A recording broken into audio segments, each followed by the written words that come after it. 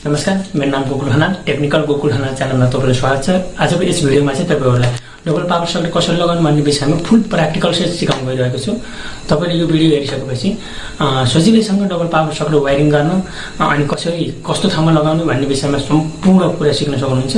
त्यसैले यो video skip नगरिकन पुरै हेर्नु होला, किनभने बीचबीचमा तपाईहरुलाई मैले नयाँ कुरा पनि भनिरहेको छु अनि पावर सकेट कसरी लगाउँदा कस्तो के गर्नुपर्छ भन्ने विषयमा पनि पुरै एक एक स्टेप बताएको छु।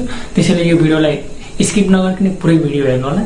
साथै यो भिडियो मन पर्यो भने तपाईले लाइक शेयर गरिदिन नबिर्सनु होला र साथै अझै पनि टेक्निकल गोकुल खनाल च्यानललाई सब्स्क्राइब गर्नुभएको छैन भने प्लिज सब्स्क्राइब गर्नुस्। यस्तै किसिमका नयाँ मैले भिडियो हाल्नेबित्तिकै तुरुन्तै छिटो हेर्नको लागि तपाईले साइडमा रहेको बेल आइकनलाई पनि दबाउन नबिर्सनु होला। र मैले अर्को भिडियोमा तपाईलाई डबल पावर सकेट कसरी वायरिङ गर्ने भन्ने विषयमा फुल वायरिङ डायग्राम सहित सिकाएको छु। तपाईले त्यस भिडियोलाई तलको डिस्क्रिप्सन बक्समा गएर हेर्न सक्नुहुन्छ र त्यो भिडियो मन पर्यो भने लाइक शेयर सब्स्क्राइब गर्न नबिर्सनु होला। धन्यवाद।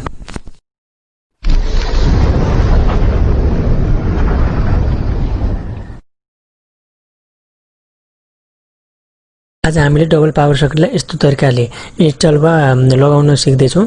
त्यसको लागि हामीलाई 3-5 को बक्स आवश्यक पर्छ अनि केही तार अनि यस्तो किसिमको पावर सकेट आवश्यक पर्छ। यो पावर सकेट चाहिँ धेरै कम्पनीका पाउनुहुन्छ। तपाईले आवश्यकता अनुसार कुन कम्पनीको मन पर्छ त्यही अनुसार लिन सक्नुहुन्छ। अनि टेप, यो पावर सकेट चाहिँ 13 एम्पियर 16 एम्पियर सम्मको पाउँछ। तपाईलाई हेभी लोडहरु चलाउनु छ भने 16 एम्पियरको लिन सक्नुहुन्छ र सामान्य मोबाइलहरु चार्ज गर्ने हो भने 13 एम्पियर लिएर लगाउन सक्नुहुन्छ। यस्तै किसिमका घरमा हुने इलेक्ट्रिक फल्ट सम्बन्धी नयाँ भिडियो हेर्नको लागि टेक्निकल गोकुल खनाल च्यानललाई सब्स्क्राइब गर्न नभुल्नु होला र साइडमा रहेको बेल आइकनलाई पनि दबाउनु होला। भिडियो मन परे लाइक शेयर गर्नु होला। यहाँ मैले अब वायरिङ गर्छु। वायरिङ गर्नको लागि एउटा स्क्रुड्राइभर, एउटा टेस्टर र वायर स्टिपर वा प्लायरको आवश्यकता पर्छ।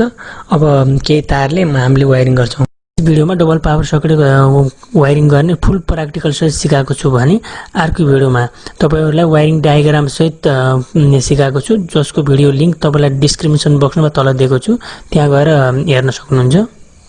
अब हामीले यसरी तारलाई छिलेर स्विचको तल्लो पोइन्टमा यसरी घुसाएर कमन गरिन्छ, जसले एक ठाउँमा लाइन सप्लाई दिइसकेपछि दुईवटै स्विचमा लाइन सप्लाई पुग्छ। अहिले पनि पावर सकेट वायरिङ गर्दा स्ट्यान्डर्ड गेजवाला वायर छ भने 320 को वायर र मल्टी स्ट्यान्ड वायर छ भने 2.5 mm को तार युज गर्नुपर्ने हुन्छ। त्यो भन्दा सानो तार युज गर्नुभयो भने चाहिँ पछि समस्या हुन सक्छ, हिट भएर जल्न सक्छ। त्यसैले जति सक्दो मोटो तार युज गर्नुपर्ने हुन्छ।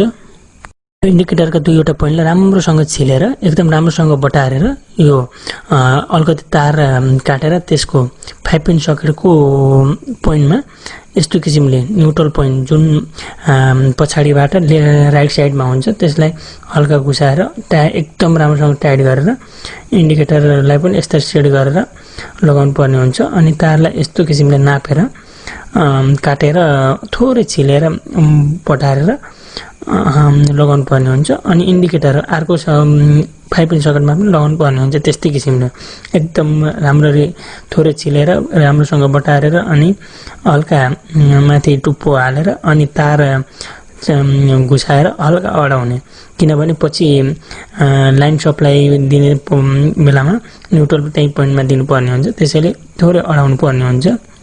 जसरी मैले यहाँ गरिरहेको छु तपाईहरुले पनि त्यस्तै किसिमले गर्न सक्नुहुन्छ। अब हामीले थोरै तारलाई यस्तो किसिमले नापेर स्विचबाट हाफ लाइन 5 पिन सकेटमा दिनुपर्ने हुन्छ। जसरी मैले यहाँ दिइरहेको छु तपाईहरुले पनि त्यस्तै किसिमले दिन सक्नुहुन्छ।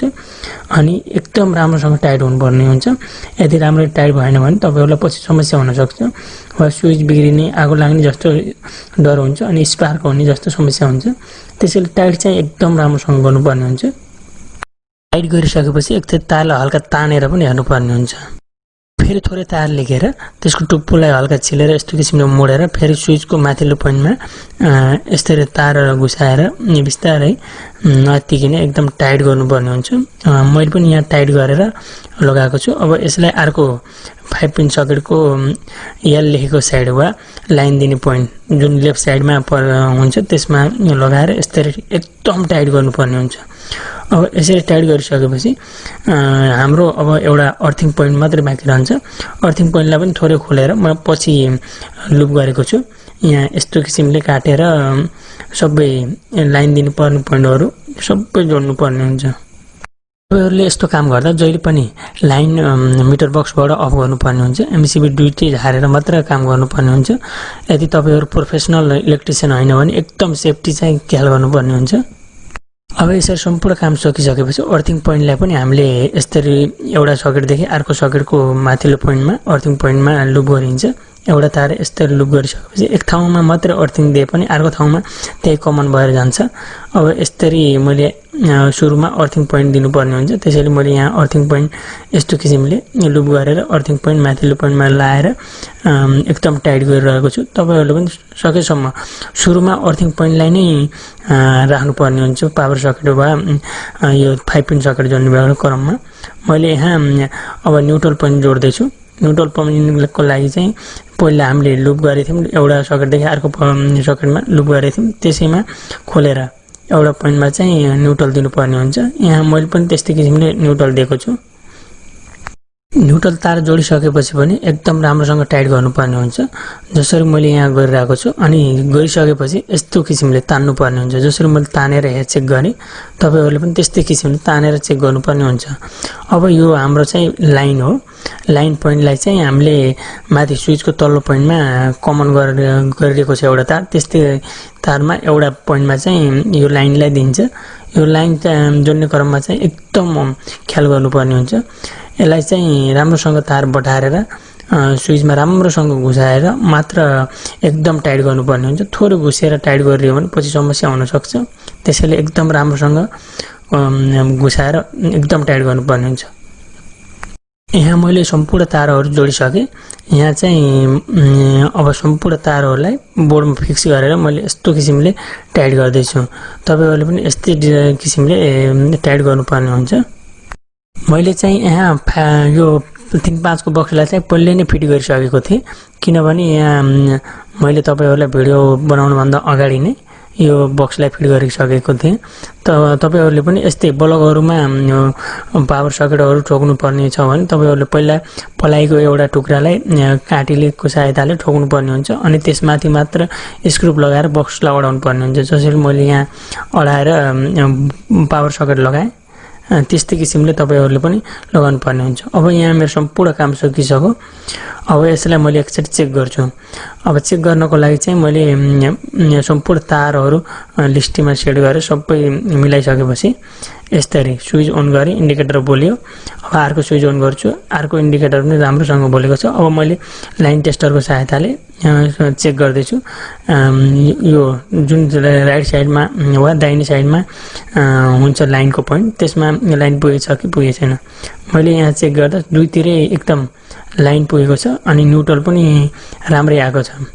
अब मेरो यहाँ सम्पूर्ण काम सकियो। तपाईहरुले पनि एकै ठाउँमा दुईवटा पावर सकेट चाहिएको ठाउँमा तपाईहरुले यस्तै गरी घरमै पावर सकेट लगाउन सक्नुहुन्छ। यस्तै किसिमका घरमा हुने इलेक्ट्रिक र प्लम्बिङ फलोहरु सम्बन्धी भिडियो हेर्नको लागि र इलेक्ट्रिक र प्लम्बिङ सम्बन्धी नयाँ कुराहरु सिक्नको लागि गोकुल खनाल च्यानललाई सब्स्क्राइब गर्न नभुल्नु होला र साइडमा रहेको बेल आइकनलाई दबाउन नबिर्सनु होला। इलेक्ट्रिक र प्लम्बिङ सम्बन्धी नयाँ कुन किसिमको भिडियो हेर्ने मन छ त्यस सम्बन्धी कमेन्ट बक्समा कमेन्ट गर्न नबिर्सनु होला। अनि तपाईलाई भिडियो मन परे लाइक र शेयर गर्न नबिर्सनु।